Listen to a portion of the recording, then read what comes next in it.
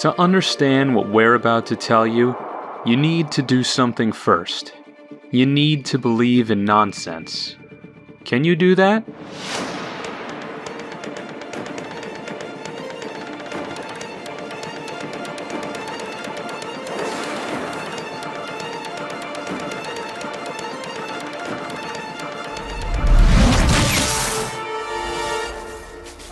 More you time travel, here's the story of. So I love The Flash. It's actually suspenseful. It actually has some dramatic elements that set it apart from the other. It wouldn't be an utterly nonsense without talking about the freaking Flash. My emotional attachment with this two-dimensional character has completely snapped me out. She's his lightning rod. It's quite obvious that it's going to be Sonic the Hedgehog. Comic books, video games, television, and movies. These barely Irish assholes must band together to make sense of it all.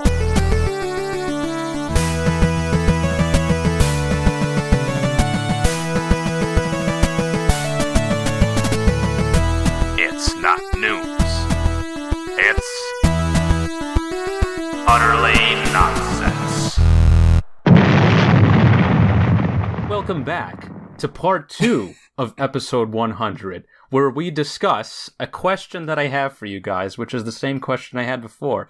What the fuck happened to the Flash TV show? Well, I will say I have nowhere near as much to say about the TV series than I do about the movie, which is ironic when you think, the TV series has been on for 9+ years and has, a couple hundred episodes out, has a lot more screen time, has hours of material to talk about. They had opportunity and time to build it up, to make it great, to make it make sense. But no, it was, let's make Iris the star of the show. I'm glad you brought that up, because I did, as I was rewatching the first 2 episodes of the series, find an article that was talking all about that and the whole fan backlash to Iris as a character, and it ties into an inherent element of the show, which, as I confirmed watching the first 2 episodes, is there right from the very beginning, and that's that the show is not about Barry Allen, the Flash, alone. It's not about building him as the ultimate solo act, as the guy who can do everything, even though he could, because he's a CSI. And here's one element of the first 2 episodes that's used in one scene each that I wish they would have carried over. He's a CSI. He's a scientist. He's smart. They show 2 scenes where he's investigating a scene, and he's literally a genius. You see a visualization of what he's thinking in his mind as he's figuring it out, noticing the details. I suspect they didn't carry that onto the rest of the series because that might have been lifted from the actual show called CSI, like CSI Miami. I know in one of those shows they do something like that, so I don't know, maybe there would have been accusations of, hey, you're ripping us off. But I vaguely know what you're talking about right now, yeah. It's a cool thing, and I wish they would have kept that. So Barry Allen, he's a smart guy. He can figure things out himself, which, to the movie's credit, establishes. But this show is built as an ensemble team show right from the very beginning. He even says, we were all struck by that lightning. When I'm out there, you're all out there with me. So from the very start, it's, I need the team. Guys, what do I do? That's from the very beginning. And when they finally build up Iris being on the team, when she assumes direct control as leader of Team Flash, which, now let's just take away all of the biases that there could be, like misogyny, racism, all these things that get thrown around when it's talking about Iris, because I'm sure those things do happen. I would not doubt it for a second. Well, she's not comic accurate either, so I mean, well, I'm sorry. But the real issue is she's a reporter. Yeah. Why is she acting as battlefield commander? That doesn't make sense.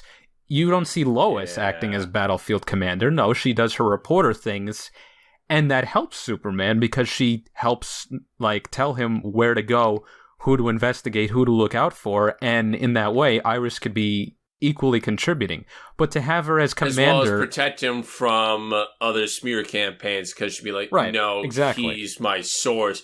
Here's what I just heard from him directly. Yeah, but they have her in the control room telling everyone what to do, and it just doesn't make any sense. Like, her role is overplayed, and I think that's the issue it has. It's not just she's a bad actress or she's a bad character. No, it's just she's way overplayed. And, like, you know, even aside from the weirdness with them being stepbrother, stepsister, kind of, and you know, her saying, "We are the Flash." The essence of that line is, Barry, what you do doesn't just affect you. Like, when he goes and sacrifices himself to the Speed Force, and he comes back, that's when she has an issue with that. It's like, you went through all this trouble to save me, but when it came to saving yourself, you just gave yourself away without thinking about me or anyone else. All that you do affects us as the team. That's what the line means. In that way, I'm okay with it. But still, her role is overplayed, and to the point that the show is all about being a team. And the article says this, if you don't like the show being about it as a team, then that's probably not the show for you. I agree. All this time I kept watching it, wanting it to be one thing, but it was focused on that from the very beginning, and that's why eventually I got tired of it. I started listening back to when we reviewed Season 4 of The Flash, and I was saying the same thing then, even when Season 4 had finished. I'm tired of the team. I'm tired of them not knowing what to do. I'm tired of the villain, and this kind of comes with dragging on a season for 20-something episodes. In the first season, you have Eobard Thawne. It's like a mystery element. You have to slowly build up to him and figure out his connection. They're investigating the mystery of like who killed his mother. That was fine. Season 2 got a little goofy with Zoom. You know, give me your speed, rah, rah, rah, I'm evil. Won't get into it.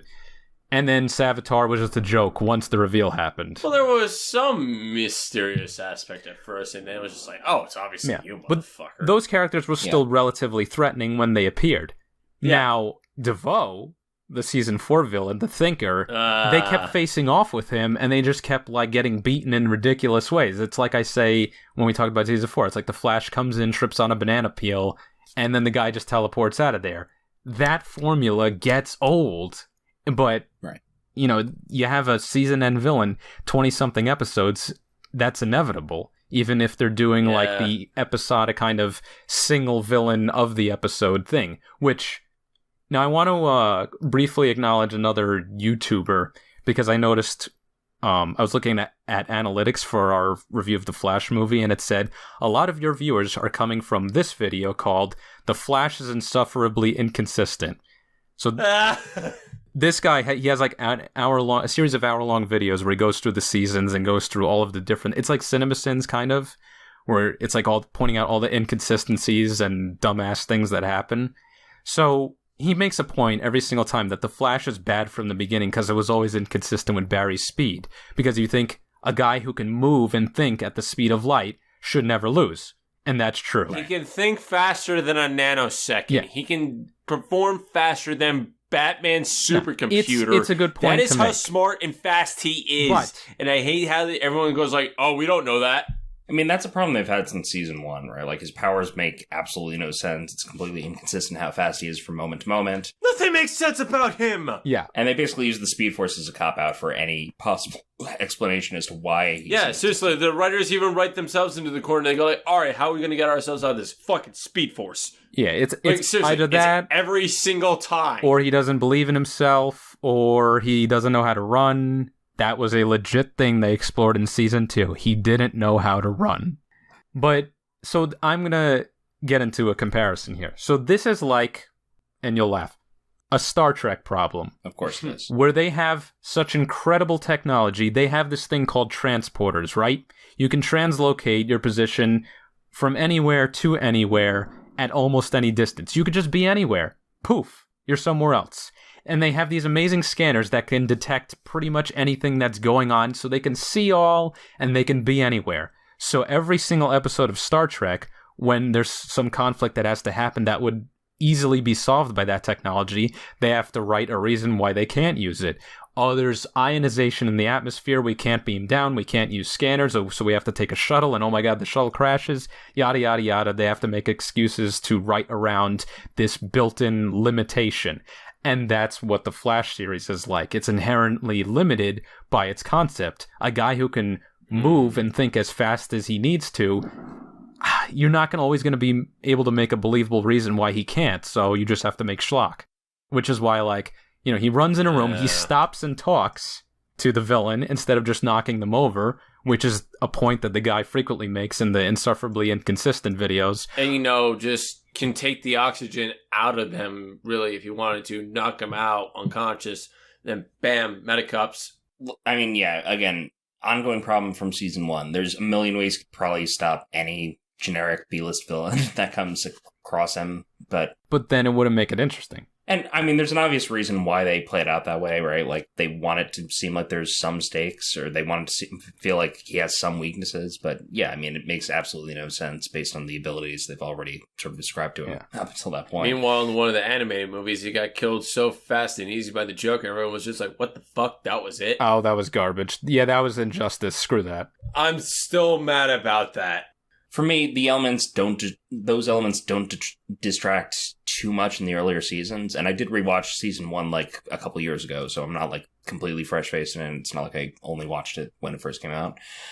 So, yeah, I mean, I don't think the first season's as bad as, we might have built it up to be.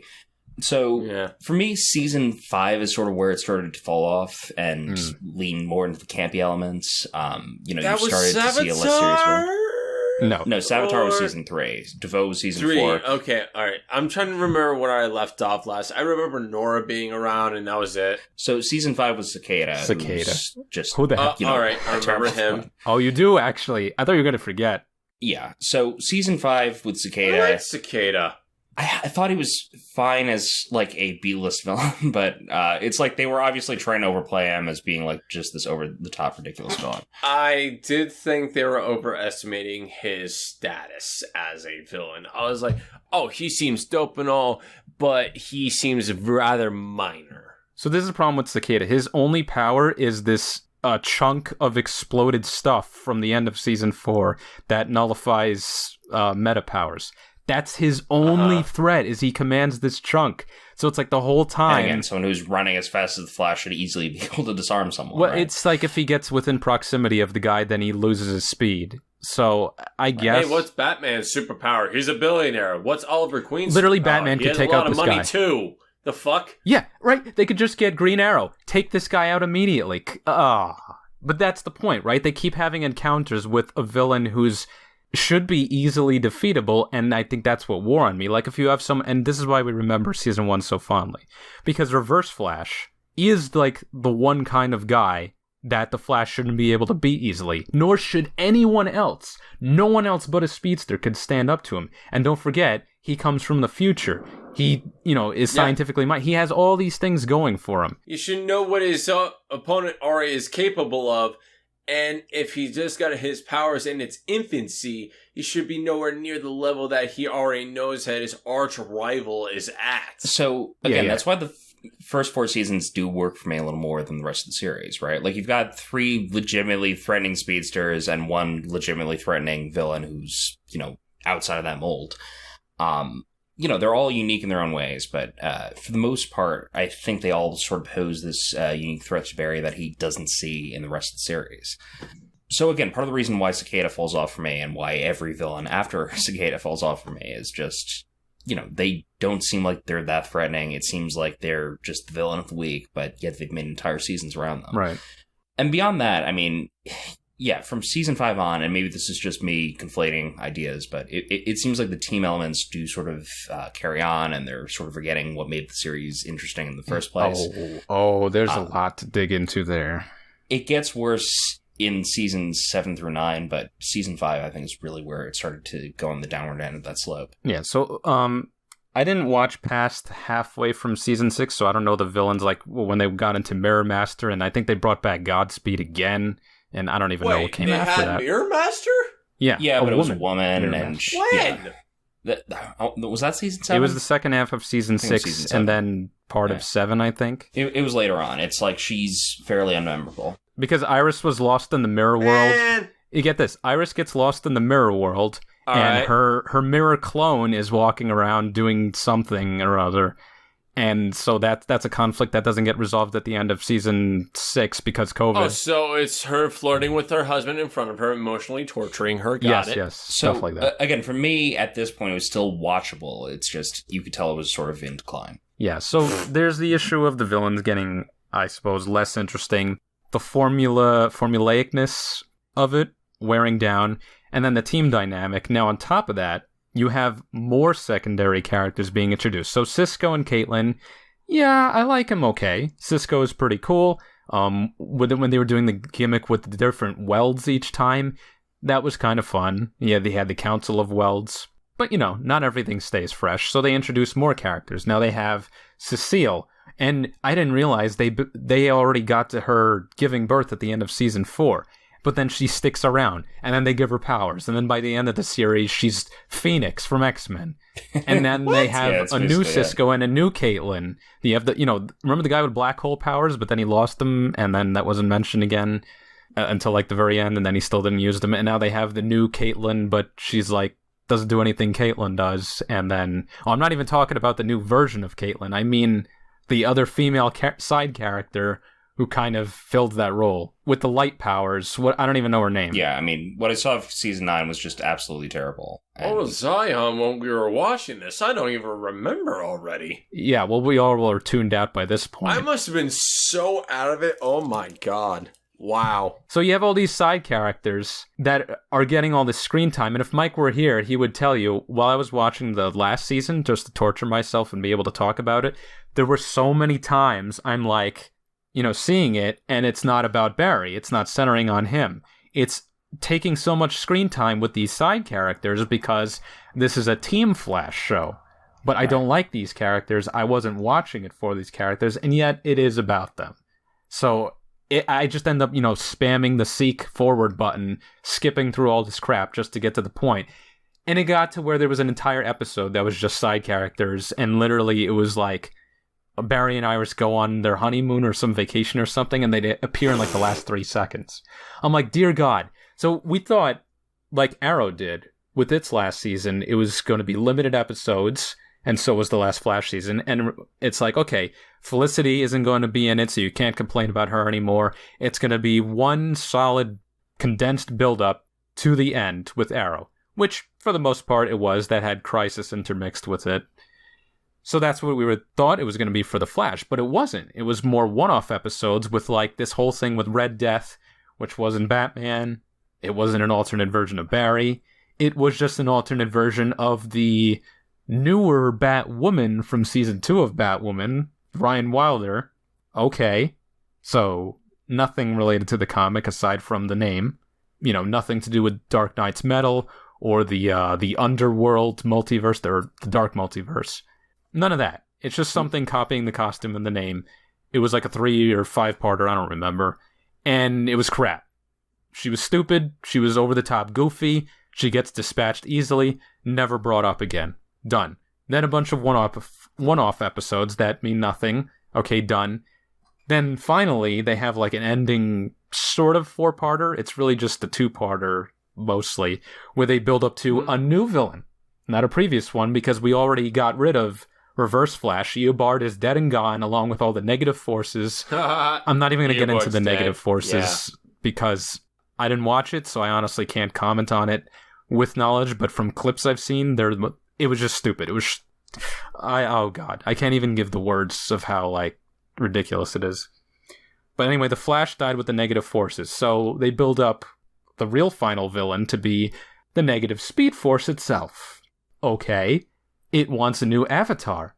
So it brings back Eddie Thawne from Season 1, and it like gets in his mind and says, "You were robbed of your life. Now you must take your revenge on the avatar of the positive Speed Force. You must kill him."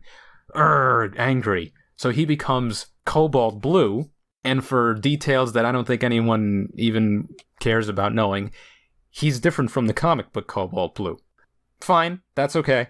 His costume looks similar, but he's basically a villain for like one episode, and what he does is bring back the other speedster villains from the series, including the Harrison Wells-faced Eobard Thawne again, for them to get dispatched with relative ease by the side characters. Not Barry Allen. Barry Allen doesn't face any of them. All the side characters do. Yeah, and none of them die instantly. And then they get, like, Thanos snapped away. And they all have red lightning, which is visually kind of weird, because they aside from Eobard, they had their own color. It shouldn't be at all. But if you thought Cobalt blue, why doesn't he have blue lightning? Oh, it's negative speed force, so it has to be red. Anyway, small details aside. Barry ends up dealing with this threat by saying, hey, you don't have to choose evil. You're a good guy. There is another way. I'm paraphrasing. But then they shake hands and they say, okay, I guess that's it. And in the halfway through the final episode of the series, the final ultimate villain just says, yeah, okay, I guess I'm done. Walks off screen, and then the rest of it is dedicated to winding down, showing these characters are all going to have a great time. They're going to have great lives. They all love each other. And I'm Barry Allen, and I need you to believe in the impossible. And yeah. And he doesn't end up, ending the series by, which Grant Gustin wanted this. He doesn't end the series by becoming the lightning bolt that strikes him in the first episode. He ends it by throwing it and making something good. 3 new speedsters, 3 new actors who are never going to be seen, never going to come back. Ever. No one really knows, or unless you follow comics, no one really knows who the hell they are. I only remember Matt Mercury, and that was it. Max Mercury, yeah. So whatever. That was a nothing. The whole thing was a nothing. I was pissed. What it should have ended, if they were smart, is the showrunner, Eric Wallace, wanted the happy ending. He didn't want the bittersweet one. So, okay, I got a compromise for you. Instead of Barry Allen throwing the lightning and hitting 3 randos, have him, and to make it really have an emotional impact, so the beginning of the series says Flash vanishes in crisis April, I think, 19th or 14th, 2024. Obviously, we're not in 2024, but still, they could have said 1 year later, something is happening, the timeline is unraveling for some reason, the Flash is ceasing to exist. Why? Because he hasn't been created. So then... Nope. That's probably not making sense the way I'm saying it, but it makes sense in my head. Just trust me. No, I get what you're saying. Like, you want to have him cause the inciting event. For the show, it would have made sense.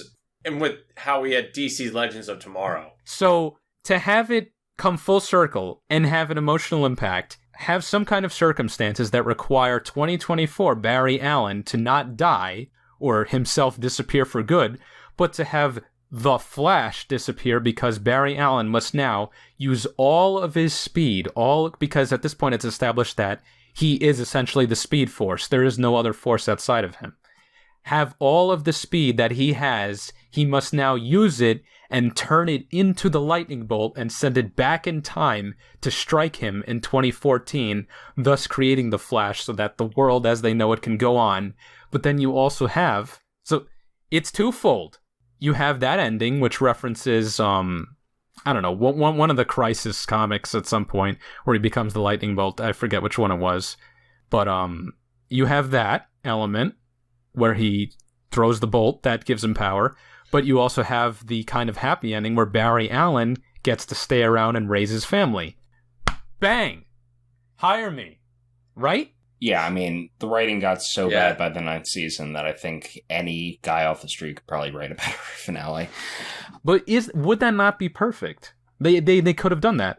There's no reason they couldn't have. And that would have been pretty good. They leave it off on the Flash as Barry Allen is still going to be around, but there's going to be these 3 other people so he can just have more time with his family. It's like, okay, but we don't know who those people are.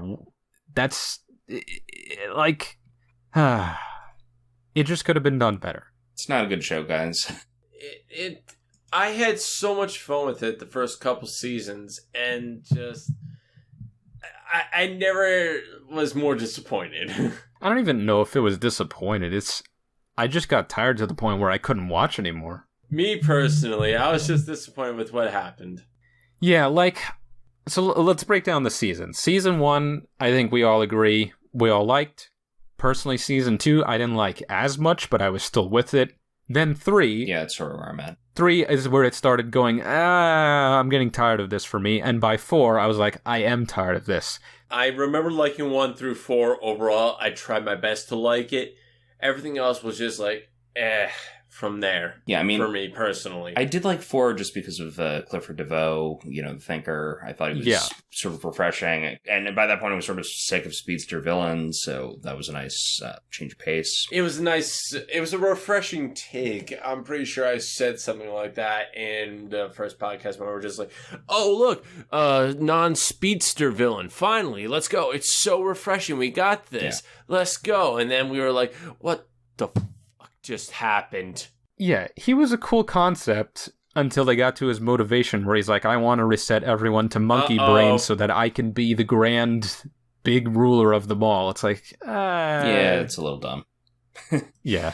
Yeah, I mean, look, I don't know if there was an exact turning point where it just got bad, but like I said, season 5 I think is where it started to fall off and sort of embrace the elements that I think didn't make the show work. Yeah, that has to be it, because then season 6, I remember thinking, I don't want to watch this, but just because Crisis is happening, I'll watch it up to that point. And the villain they had there, Bloodwork, he was okay. I was okay with that. No, he seemed interesting, and it was Mohinder Suresh, so that's always a win. But then I did not continue after because it wasn't good enough to get me to keep watching. So I will say season 8, they had this whole, I forget what they call it, the, first 5 or 6 episode arc. I think it was, Apocalypse or, Armageddon with Armageddon, some giant pink-looking alien guy. I don't know. That was interesting. It brought Eobard back, and that worked pretty well. The Flash's whole life story basically changing in front of him, Joe mysteriously dying, and the Flash being psychologically tortured. That was interesting. That was a good return to form. As soon as that ended, it did not carry any of that momentum. They got back into the whole, the forces are your main threat. Everything felt like there was no weight to everything. It was just like, yeah, that happened, but now we're over it. What? No. The Flash is a very traumatized character, obviously. I forget if it was end of season 7 or beginning of season 8, but whenever they basically made the whole still force and slow force and whatever other forces are around the speed force, that was fucking terrible. That was just bad writing that made me not care about generic CW teenagers. Yeah, it completely. First of all, the Speed Force concept is just dumb at its face. And then his mother is the Speed Force now. Oh no, that's icky. No. Yeah, I mean, it's dumb on its face. It's why did the Speed Force impersonate as his mother in the first place? That was so weird. She was like, "Here, we thought this face would be the most comfortable for you and most familiar." It's just no, that's horrifying. I can understand the Speed Force existing as a cushion for any of the laws of physics he's defying by being the Flash. Just as sort of workaround for anything that's scientifically impossible. But when you get into it being a supernatural thing that just is all-encompassing and basically God in this universe, it's fucking stupid. Yeah. So, I mean, that's part of the reason it dropped off. But really, season 8 is when it became unwatchable for me, specifically because, it focuses on these team elements, and every single episode just becomes a chore to watch. It was a chore, yeah. It's even when it was sort of a soap opera and not the best it's ever been, I could still watch it. But when it got to season 8 and they just clearly were not putting any effort into actually making, an even watchable show, that's where it fell off for me completely. Yeah. I think it was where I dropped it was season 5 or 6, right after the Nora shit. I was just this is done. I can't. Yeah. For me, it was 5, so it was earlier for me at that point. So 4, I said I was tired of it, and then 5, I felt like a captive audience. It's sunken cost fallacy. I just feel like I have to watch. Right. And not even Ralph Dibny could save it for me. Remember Ralph Dibny, elongated man? Yeah, he was good in season 4, and then they canceled him. I thought he was great. Then he got canceled, and that poor guy has not had a single acting role since. Yep. Despite doing nothing wrong. Should he have tweeted those things back in the day? Absolutely not. But who fucking cares? Tweets. Yeah, no. Just let me finish. Okay. Hey, should he have tweeted those things back in the day? Absolutely not. But should he lose his job for something that was 10 fucking years ago? No. Yeah. Really. I mean, refer to our cancel culture episode. No from one's thinking the same way ago. they thought 2 years ago, let alone 10. Yeah, legitimately, Like, Jesus I always have different Christ. opinions. I surprise myself. I'm like if I go It's back called in a growing chat it- and look what I said 2 years ago, I'm like, oh, why would I say that? It's like we I evolved. think the whole it's literally we have this thing called growing up and processing things differently than we did. Do I have the same opinions that I had at 24 that I do now? No, clearly I don't. Because it's called getting educated. So, Fuck. first of all, we did a whole podcast on cancel culture where we sort of detailed the Hartley Sawyer stuff. Which was episode 69. We Yeah, didn't do that on purpose, but So that's Yeah. going Or back a did we? couple years.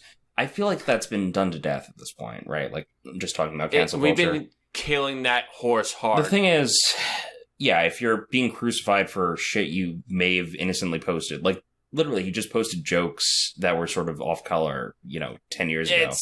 And they're not great. Because, yeah, I mean, if you're actively firing a guy and basically ruining his career for a fucking joke or a fucking set of jokes, you're an idiot. Like, you should not be doing that shit to, like... It's messed up on both sides, no matter what. Genuinely, look at yourself in the mirror. If you're calling for the cancellation and the firing of someone who really did some innocent jokes, you're just a terrible person.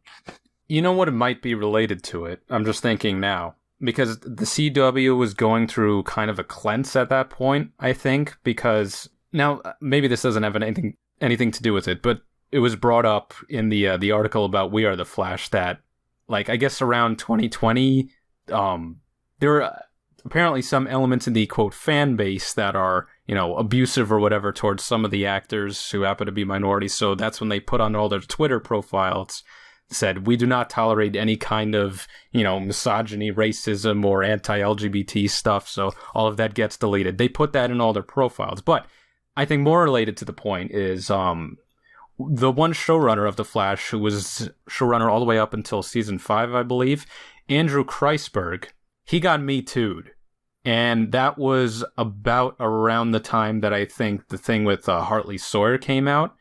So I think maybe they were like coming off of that momentum, like, well, if we get rid of this guy had gotten in trouble for, whatever treatment of women, then this other guy who made jokes about treating women poorly, I think that's what some of it or most of it was, then we got to get rid of him too, just to look consistent.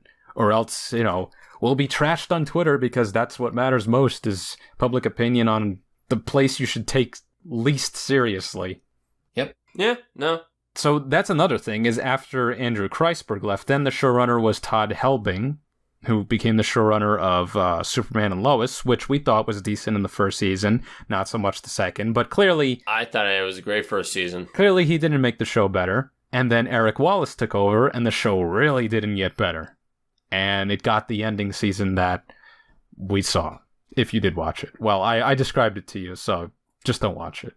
Remember when I said to you guys, I'm like, I think I got to the episode where Arrow appears, and I'm like, okay, start watching here. But then, like, right after that, they went back to irrelevant nonsense. Well, that's the name of the show. So what happened to The Flash? I don't know. I guess it was just an ongoing... I think it got blipped out. De-evolution, right? Because there are, as I established, there are some issues that were there from the beginning, and they just kind of continued to eat away at it. Right. So it was just like, instead of the content becoming more fresh, it was becoming less fresh, but they were kind of doing the same thing and focusing on elements that were less interesting, like, side characters and ridiculous high concept things like, let's create avatars for all of these forces, and then they all look like generic CW teenage cast stuff. It's just, at some point, you just gotta tap out. Yeah, no, I mean, it definitely ran like 3 or 4 seasons too long. Should have been closed out a little bit sooner. Should have been It had a great amount of potential, though. The shorter season idea was good. We recorded this whole reaction from the finale, which I don't think we ever did anything with. I mean, now would be a good point to like inject the audio in. What? Where did they come from? What in? Where did they come from? Who? What? Who? That guy's still there. Who? What? Alright. How's she fast enough to see that and put her hand...